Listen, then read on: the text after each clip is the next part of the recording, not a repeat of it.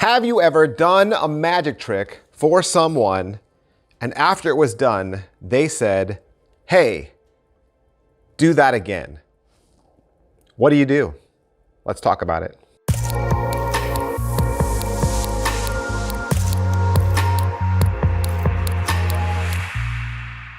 Hey everybody, welcome back to the channel. Thanks for being here. Got another magic question to ask and answer. Today is another that question. You know the word that, right?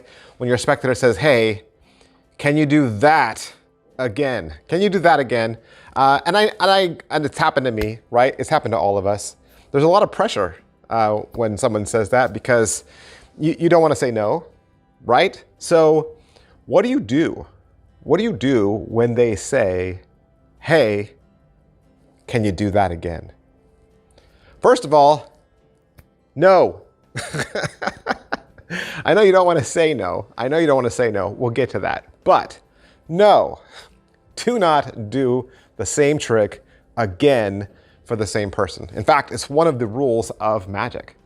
Never do the same trick for the same person again. Why? Why do we have that rule? Well, the rule is there to prevent exposure. And what exposure is when a spectator learns how you do the trick. See, when you do the trick the first time for the spectator, you're entertaining them. And it's like watching a mystery movie or telling a joke.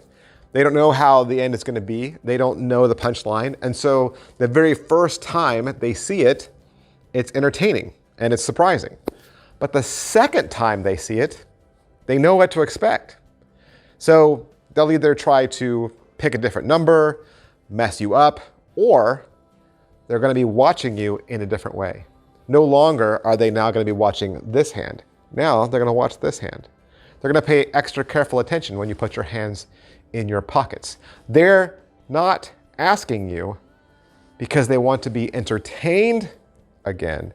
They're probably asking you because they felt tricked and now they want to figure it out. There's something we say in this industry, and that is the first time you watch it, it's magic. But the second time you watch it, it's education. So the rules are there to prevent exposure. So what can you do? What can you do? I did mention that you shouldn't say no, right? Saying no is a big tip-off. So what can you do? There is a rule in improv theater that when asked a question, you say yes and, which means you never say no. Never say no in theater, okay? You say yes, but the word and implies that you will now add something. The thing you are going to add is a new trick, okay? You're gonna add a new trick. So when they say, hey, can you do that trick again?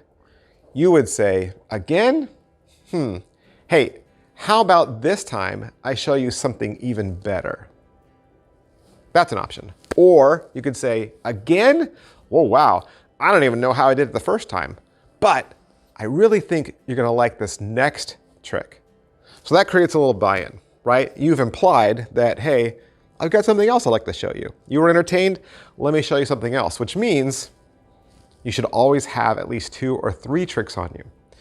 Walking out the door with only one trick, you're setting yourself up for someone to say, hey, do that again.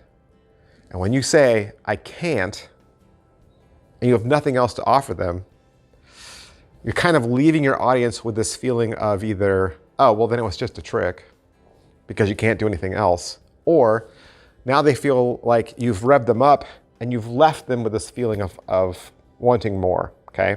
So a good rule of thumb is to always walk out the door with 3 tricks. You should always have 3 tricks on you. A beginning, right? Something that's an attention grabber, a middle, and a really good closer. So you're ready to go. You know, if you show a trick to someone and they're like, okay, thanks, and they walk off, great. You show them a fun trick. But if they stick around and they're gonna say, hey, you got anything else? Or you say, would you like to see another trick? You've got something ready to go. Or if you get the classic, hey, can you do that again? You're ready to go. So when can you show them a trick again?